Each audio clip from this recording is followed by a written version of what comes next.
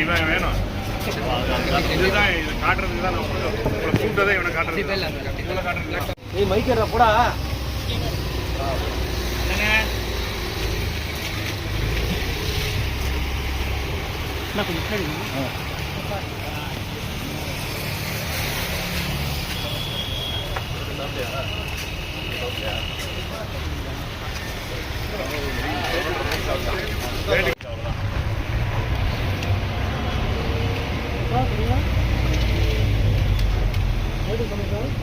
தயவுசெய்து உண்மையை உலகத்துக்கு வெளிப்படுத்துங்க. உண்மை இதுதான். நான் ஒன்றும் கொலை பண்ணுறதுக்கெலாம் ஆள் கிடையாது. அந்த அளவு சீன்லாம் கிடையாது. அப்படி அவங்க வீடியோ ஏதாவது இவர் வந்து துன்புறுத்தி அடிச்சிருந்தா அந்த வீடியோவை காமிக்க சொல்லுங்க. ஏதாவது நான் அவங்களை திட்டுற மாதிரியோ இல்லை அவங்கள அடிக்கிற மாதிரியோ ஏதாவது ஒரு சின்ன வீடியோ இருந்தால் கொஞ்சம் உங்கள்கிட்டே கொடுக்க சொல்லுங்கள். இருந்துச்சுன்னா நான் நீங்கள் சொல்கிறது எல்லாத்துக்கும் நான் கண்டிப்பாக. ஏன்னா திடீர்னு இப்போ இந்த 17ஆம் தேதி புதன்கிழமை கடை இடிச்சு அன்றைக்கி நைட்டு அவங்க ஆந்திராவிலேருந்து வராங்க. அப்போ அவங்களோட இன்டென்ஷன் என்னன்னு நீங்கள் பார்க்கணும். நைட்டு வந்து உட்காந்த உடனே எனக்கு உயிர் பாதுகாப்புனா நாங்கள் 2 மாதம் ஏப்ரல் மே பையன் லீவு சேலத்துக்கு போயிருந்தோம். எங்கேயும் பேசவும் இல்லை, எதுவும் பண்ணவும் இல்லை. இப்போ தீர்ப்பு வந்து 17ஆம் தேதி கடை அடிக்கிறாங்க. அன்னைக்கு நைட்டு உட்காந்து எனக்கு உயிர் பாதுகாப்பு இல்லை, என் கேமரா எடுத்துட்டாங்க அப்படின்னா அது என்னது? எனக்கு புரியலையே. சண்டை கிண்டை போட்டு ஏதாவது ஒரு கம்ப்ளைண்ட் பண்ணிங்கன்னா பரவாயில்ல, ப்ரெஸ்மெண்ட் பண்ணி போலீஸ் ஸ்டேஷனில் கம்ப்ளைண்ட் பண்ணலாம். எதுவுமே பண்ணலாம். அவங்கவுங்க வாழ்க்கை அவங்க வாழ்ந்துட்டு இருக்கிறோம். கம்ப்ளைண்ட் இருக்கிறப்ப திடீர்னு 2 மாதம் நாங்கள் போயிட்டோம். அந்த அம்மா 10 நாள் வெளியே ஊருக்கு போயிடுச்சு. அன்னைக்கு நைட்டே வந்து உட்காந்து கடை அடிக்கிற நைட்டே வந்து உட்காந்துக்கிட்டு எனக்கு வந்து கேமரா எடுத்துட்டாங்க, உயிர் பாதுகாப்பு இல்லைன்னா நான் கீழே நான் வீடியோ காமிக்கிறேன். கடை எடுக்கிற வீடியோவை நாங்கள் வந்து பார்த்துட்டு அந்த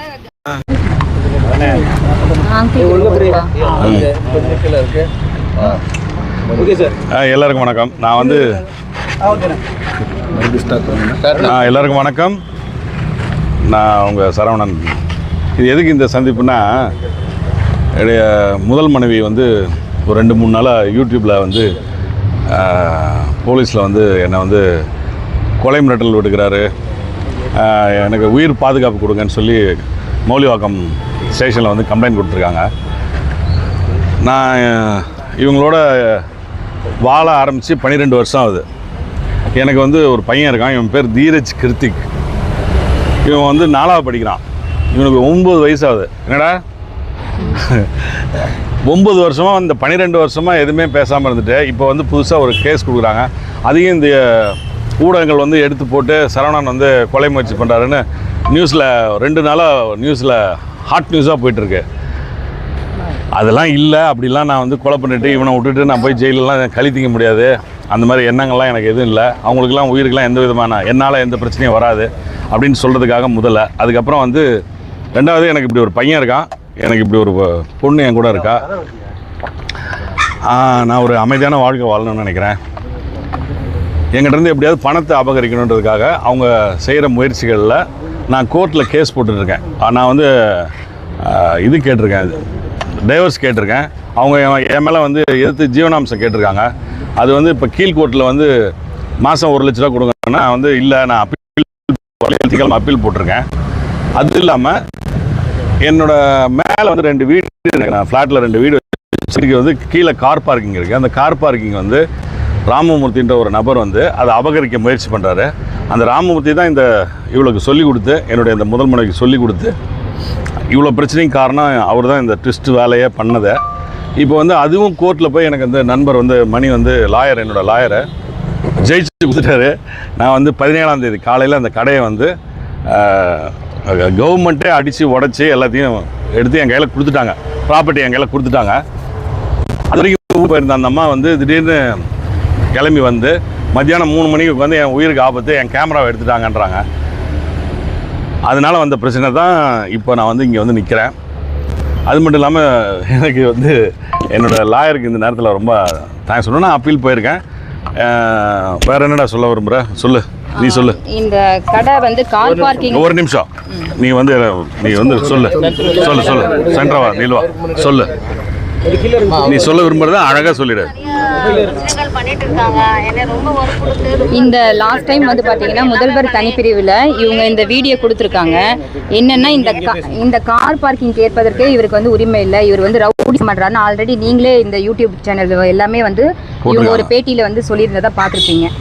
அந்த பிரச்சனை இப்போ 4 வருஷமாக கழிச்சு நேற்று 14ஆம் தேதி முந்தா நாள் தான் வந்து பார்த்தீங்கன்னா அதை வந்து இவருடைய நிலம்தான்னு சொல்லிட்டு அது வந்து அன்அப்ரூவ்டில் அவங்க வந்து போலி டாக்குமெண்ட் பண்ணி அவங்க பத்திரப்பதிவு பண்ணியிருக்காங்க. ஏன்னா இந்த கடை வந்து சாருடையது, கார் பார்க்கிங்.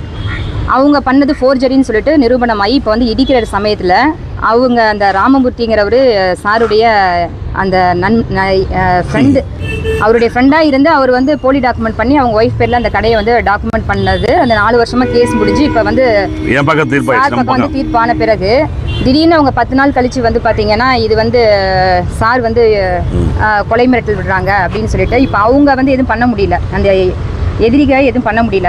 இவங்க அவங்கள வந்து காப்பாற்றுறாங்க. அவங்களுக்கு கடை வேணும், இவங்களுக்கு வீடு வேணும். அதனால் 2 பேரும் என்ன பண்ணாங்க, சேர்ந்து சரவணன் சார் மீது எப்படி பழி போடலான்னு சொல்லிட்டு தான் இந்த கார் பார்க்கிங் பிரச்சனையே வேண்டாம், முடிஞ்சிருச்சு, அவர் பக்கம் சாதகமாயிடுச்சு. இதுக்கப்புறம் இதை வந்து உயிருக்கு பாதுகாப்பாக உன் பேரில் கொண்டு வந்து அந்த கேமரா வைக்கிற மாதிரி பிரச்சனை பண்ணுங்கன்னு சொல்லிட்டு முந்தா நாள் நைட்லேருந்து அவங்க பார்த்தீங்கன்னா கேமரா எடுத்துட்டாங்க அப்படின்னு ஆரம்பித்து புதுசாக வந்து என்னை கொலை பண்ணுறாங்க செய்கிறாங்க அப்படின்னு சொல்லிட்டு பேட்டி சொல்லிட்டு இருக்காங்க. அதையும் நீங்கள் போட்டுட்டு தான் இருக்கீங்க. அது கிடையாது, உண்மை கிடையாது. அந்த கடையில் வந்து அந்த சி பிளாக் ABC 3 பிளாக் இருக்குது. சி பிளாக்லேருந்து பார்த்தீங்கன்னா என்ட்ரன்ஸில் ஒரு கேமரா, சார் கார் நிப்பாட்டுற ஒரு இடத்துல கேமரா, எங்கள் வீட்டு என்ட்ரன்ஸில் ஒரு கேமரா, 3 கேமரா வச்சுருந்தாங்க.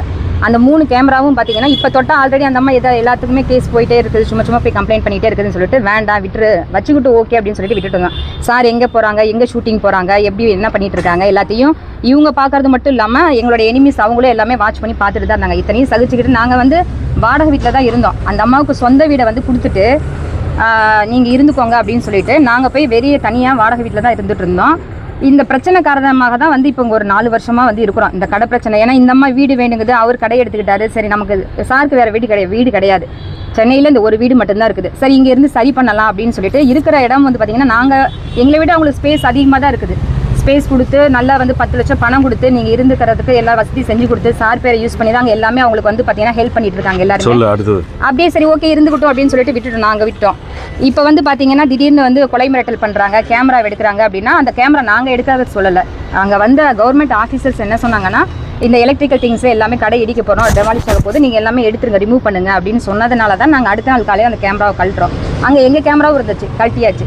கலெக்டினோடனே வந்து பார்த்தீங்க அப்படின்னா இவங்க வந்து கேமரா வந்து எனக்கு வேணும், உயிர் பாதுகாப்பாக வச்சுருக்கேன் அப்படிங்கிறதுக்காக அவங்க வந்து போலியான புகார்கள் தந்துட்டு இருக்காங்க. அது உண்மை கிடையாது. இப்போது இன்னொன்று என்ன அப்படின்னா அவங்களுக்கு வந்து ஒரு வீடியோ காமிக்கிறேருங்க. என்னது குடிப்பழக்கம் சொல்றியா? இது இல்லை குடிப்பழக்கம் இல்லை. இந்த ஆடியோ வயசை கொஞ்சம் தயவு செய்யுங்க. பொது அரங்கத்துல சொல்றதுக்கு நிறைய விஷயங்கள் இருக்கு, நானும் சொல்ல போறேன். 2 பேரும் பாத்துக்கலாம். அமைதியா போறதா இருந்தா போக வேண்டியதான். இந்த மாதிரி பிரச்சனை பண்றதா தனியா அனுப்பிச்சுடுறேன். பிரச்சனை பண்ணணும்னா பாத்துக்கலாம். சரவணன் சித்தப்புன்னா எல்லாருக்குமே தெரியும், என்னை யாருக்குமே தெரியாது. நான் வந்து அவங்களுக்கு ஒரே காரணம் என்னன்னா இவங்க கிட்ட இருந்து அமௌண்ட் வாங்கணும். நிறைய வீடியோக்களோட லாஸ்ட் டைம் கூட சொல்லியிருப்பாங்க, சிங்கிள் செட்டில்மெண்ட் எனக்கு வேணும், பணம் வேணும்ட்டு. ஆல்ரெடி பணம் கொடுத்துருக்குறோம், 10 லட்சம் கொடுத்துருக்குறோம். மீதி கொஞ்சம் டைம் கொடுங்க, அந்த வீடு விற்று ஏதாவது ஒன்று ரெடி பண்ணி தராங்கிறோம். ஆனால் இல்லை, எனக்கு இமீடியட்டாக பணம் வேணும். அப்போ அப்படியே வீடு விற்கிறதுனாலும் அதுக்கு விட மாட்டேங்கிறாங்க. மேற்கொண்டு எங்களுக்கு தான் அவங்க பிரச்சனை தந்துகிட்டே இருக்கிறாங்க. நாங்கள் எதுவுமே கம்ப்ளைண்ட் கொடுக்கறதில்ல. எல்லாத்துக்குமே நிறைய வீடியோ லாஸ்ட் டைம் கூட கேட்டை தள்ளிட்டு போனாங்க, அப்படி பண்ணாங்கன்னு அந்த வீடியோ கொடுத்தாங்க. அந்த அம்மா கிரில் கேட்டை பிடிச்சி இப்படி நின்றுக்கிட்டு என்னையே தான் நசுக்குனாங்க. நான் தான் வெளியில் பையனுக்கு லஞ்ச் கொடுக்க போகணும்னு சொல்லிட்டு வேகமாக நான் வந்துட்டேன். இது மாதிரி நிறைய மேலும் அவங்க வந்து குடிப்பழக்கம் அவங்க வந்து எனக்கு கல்யாணம் பண்ணுறதுக்கு முன்னாடியிலேருந்தே இருக்குது அவங்களுக்கு நிறைய. அதெல்லாம் சார் வந்து வெளியில் சொல்ல வேண்டாம் அப்படின்னு சொல்லிட்டு விட்டாச்சு. நிறைய ஹாஸ்பிட்டல் அட்மிட் பண்ண அவங்க ஃபோட்டோஸ் இங்கே பாருங்கள். வந்து பார்த்தீங்கன்னா நான் ஹாஸ்பிட்டல் அவங்கள வந்து குழந்தைய வச்சுட்டு கூட நான் வந்து அட்மிட் பண்ணி அவங்கள வந்து பார்த்துக்கிட்டேன். ஒருத்தருக்கு அனுப்பிடுறேன். இந்த இதெல்லாம் வந்து பார்த்தீங்கன்னா அவங்கள வச்சு காப்பாற்றி ஒவ்வொரு தரையும் ஹாஸ்பிட்டல் 3-4 ஹாஸ்பிட்டலில் வச்சு ஒரு ரூம் ரெண்ட் 2500 ரூபாய் கொடுத்து ஒவ்வொரு தரையும் அவங்கள நாங்கள் காப்பாற்றி விட்டோம். இன்றைக்கி வந்து அவங்கள கொலை பண்ணிவிட்டு நாங்கள் வந்துட்டு எல்லாருமே என்ன நாங்கள் அப்படின்னா அறிவில்லாதவங்கள அவங்கள கொலை பண்ணி நாங்கள் வாழ போகிறதுக்கு மறுபடியும் மேற்கொண்டு கொடுக்குறதுக்கு கம்ப்ளைண்ட் எதுவும் இல்லை அவங்ககிட்ட. அதனால எங்களை வந்து கொலை பண்ண போகிறாங்க அப்படின்னு சொல்கிறது. இந்த மாதிரி ஆப்போசிட்லேயே வந்துட்டு நின்றுக்கிட்டு பார்க்குறது. நாங்கள் ஏதாவது கேட்க போனால் உடனே கேமரா எடுத்து வச்சு வீடியோ எடுத்து வச்சுட்டு போடுறது.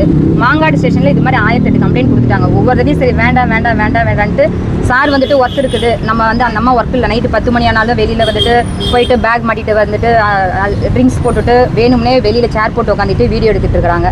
இதெல்லாம் வந்து லாஸ்ட் டைம் அந்த கிரில்லு உடைச்ச விஷயம் கூட லாஸ்ட் டைம் யூடியூப்ல ரொம்ப ஃபேமஸ் ஆனதுங்க. சார் வந்துட்டு அந்த கேட் தட்டிட்டு இருந்தாங்க. அது வந்து பாத்தீங்கன்னா அதுக்கும் ஒரு வீடியோ நான் வச்சிருக்கேன் உங்களுக்கு.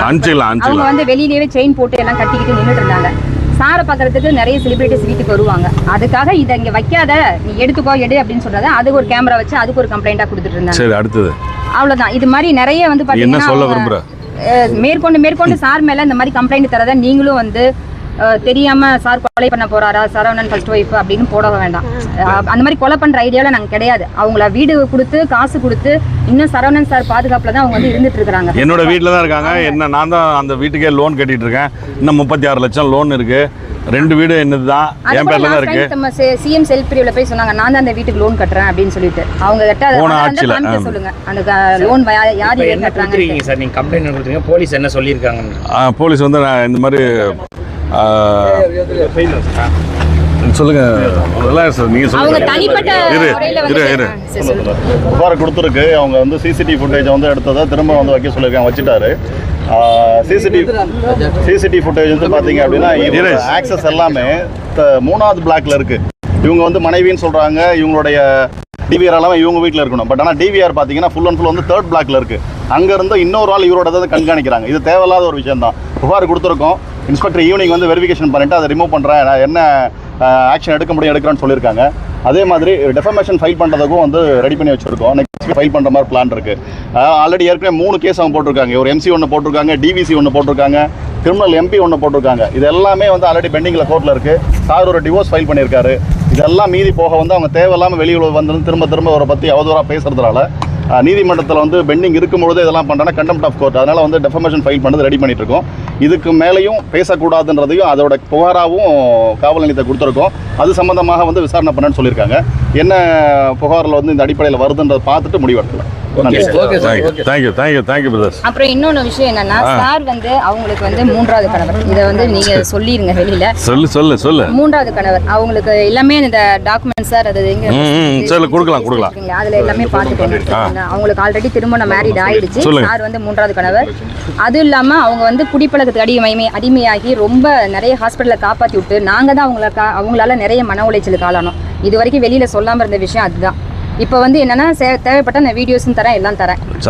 ரொம்ப வந்துட்டு பிளாக்மெயில் பண்ணி நிறைய ஹாஸ்பிட்டலில் சூசைட் அட்டன் பண்ணி அவங்களால வந்து நாங்கள் வந்து வெளியில் வந்து எதுவுமே சொல்லாமல் இருந்தோம். எது பண்ணாலும் நான் வெளியில் சொல்லிடுவேன். ஆஃப்டர் பிக் பாஸ் போனப்போ கூட பார்த்தீங்க அப்படின்னா சார் வந்து உள்ளே போய் சொல்லலைன்னா நான் இங்கே ஏதாவது பண்ணிக்குவேன். பிக் பாஸில் கூட சார் சொல்லிட்டு அழுதாங்க இல்லைங்களா? அப்போ அந்த டைமிங்கே அவங்களால எந்திரிச்சே வர முடியல. நான் வந்து ரெடி பண்ணி அவங்கள கூட்டிகிட்டு ஷோக்கு வந்துட்டு அந்த ஃபோட்டோஸ்லாம் எடுத்துகிட்டு அது நீங்கள் உள்ளே போய்ட்டு என்னை பற்றி தான் பெருமையாக சொல்லணும். ஆனால் அவங்க பார்த்தா அப்படி பேசுவாங்கன்னு தெரியாது. உள்ளுக்குள்ளே என்னென்ன கிரிமினல் வேலை பண்ண முடியுமோ. லாஸ்ட் டைம் இங்கே கம்ப்ளைண்ட் கொடுக்குறாங்க, உள்ள 10 பேர் ரவுடியால் வந்து உட்காந்துருக்காங்க. சார் முன்னாடியே வீட்டு முன்னாடி வந்து 10 பேர் உட்காந்துட்டு தண்ணி அடிச்சுட்டு எல்லாம் பண்ணிட்டு இருக்காங்க. அதையும் இப்போ உள்ள இன்ஸ்பெக்டர் சார்கிட்ட சொல்லியிருக்கோம். நீங்கள் வந்து வீடியோ பாருங்கள் சார் அப்படின்னு சொல்லியிருக்கிறோம். அவங்களுக்கு வந்து என்னென்னா சார்கிட்ட வந்து மணி வேணும், சிங்கிள் செட்டில்மெண்ட் வேணும், டெய்லி செலவுக்கு பேமெண்ட் வேணும். இந்த 10 வருஷமாக சாரை பிரிஞ்சதுலேருந்து அவங்க இது வரைக்கும் வேலைக்கு போனது கிடையாது. நாங்கள் வந்து எதுவுமே சாப்பாட்டுக்கு இல்லை அப்படி இப்படின்னு சொல்கிறாங்க இல்லைங்க. டெய்லியும் 10 லாயர்ஸ் வராங்க, டெய்லி வெளியில் போகிறாங்க, டெய்லி வந்து பார்த்திங்கன்னா எல்லா செலவும் பண்ணிட்டு தான் இருக்காங்க. இது வரைக்கும் வேலைக்கு போகலை, சொந்த வீட்டில் இருந்துக்கிட்டு அவங்க நல்ல வசதியாக நல்லா தான் இருக்கிறாங்க. எங்களுக்கு தான் நாங்கள் தான் வந்து அவங்களால டார்ச்சர் விஷயத்தை சொல்லிடுவோம். இது அடுத்த விஷயம். இது பாருங்க, இன்னொரு விஷயம் சொன்னாங்க. இவங்களுக்கு வந்து பார்த்தீங்கன்னா வந்து கல்யாணம் ஆனதும் தெரியாது, குழந்தை பிறந்ததும் தெரியாதுன்னு. இதில் பாருங்க, எல்லாருமே வந்து குழந்தையா இருக்க மாதிரி இவ்வளோ நாள் என்ன பண்ணிட்டு இருந்தாங்க. இதில் தெளிவாக பாருங்களேன். அவங்க எல்லாமே வந்து முறையாக வந்து இருந்து 4 பேர் ஒன்றா தான் நல்லா வாழ்ந்துருக்காங்க. ஏன்னா குழந்தைலாம் சொல்லும்போது அவங்க தான் வந்து கட்டாயப்படுத்தியே வந்து பண்ண சொல்கிற. குழந்தை வேணும், கண்டிப்பாக நமக்கு வேணும், நீ குழந்தை பெற்றுக்கோன்னு சொல்லி கல்யாணம் பண்ணி வச்சதே அவங்க தான். கல்யாணம் பண்ணி வச்சது அவங்க தான். அதே மாதிரி குழந்தைய எடுத்து அவங்களும் நல்ல விதமாகவும் இருக்காங்க. பட் இப்போ வந்து தெரியல என்ன வந்து பண்ண இது பண்ணுறாரு அப்படின்னு. இதை பாருங்கள், குழந்தை பிறந்தவொடனே அவங்க தான் எல்லாமே வைக்கிறாங்க. ஸோ இப்போ இந்த அளவுக்கு இருக்கும்போது ஒருவருக்கும் 2வது வெளியில் போகும்போது ஃபேமிலியோடவும் எல்லாரும் வெளியில் போகிறாங்க. இவ்வளோ ஃபோட்டோஸ் இவ்வளோ தூரம் எல்லாமே கிளியராக இருக்கும்போது நிறைய மனுஷர்கள் தேவையில்லாமல் வந்து உள்ள நுழையிறதுனால இந்த பிரச்சனைகள் வந்து பெருசாக இருக்குது. இதுதான் இதோட முழுக்க எல்லாத்தையும் டோட்டலி சப்மிட் பண்ணியிருக்கோம். அதான் இந்த ராமமூர்த்தின்னு என்னுடைய கடையை அபகரிக்க நினைச்சார்ல, அதில் தான் ஜெயிச்சுட்டு வந்துட்டேன். 17ஆம் தேதி தான் கடை என் பக்கம் வந்துடுச்சு திருப்பாயி. அதுக்கு தான் இந்த அவங்க வந்து முந்தானத்து வந்து என் மேலே உயிருக்கு ஆபத்தை என்னை கொல்றாரு அடிக்கிறாருன்னு சொல்லி கேஸ் கொடுத்தது அதுக்கு தான். அது இல்லைன்னு மறுக்கிறதுக்கு தான் நான் அவங்கள்ட்ட தகவல் சொன்னேன். சில உண்மைகளை சொல்கிறதுக்காகவும் வந்துட்டேன். இனிமேல் அவங்க சொல்கிற செய்திகள் எல்லாம் உண்மை கிடையாது, நிறைய தவறான செய்திகளாக சொல்கிறாங்க. அதனால் அதை போட்டு பெருசு பண்ண வேண்டாம். தயவுசெய்து இதோட என்னை விட்டுட்டு என்னை அமிக்கபுளாக அழகான ஒரு வாழ்க்கை வாழணும். இவனுக்காக தயவுசெய்து ஹெல்ப் பண்ணு. அவ்வளோ மேடம். தேங்க்யூ. உங்கள் பேர் சொல்லுமா? ஸ்ரீதேவி. பையன் பேர் தீரஜ். சரவணன். இப்போ ஸ்டேஷனில் கொடுத்துருக்கேன். தேங்க்யூ. இந்த வீடியோ உங்களுக்கு பிடிச்சிருந்தா லைக் பண்ணுங்க, கமெண்ட் பண்ணுங்க, ஷேர் பண்ணுங்க, சப்ஸ்கிரைப் பண்ணுங்க.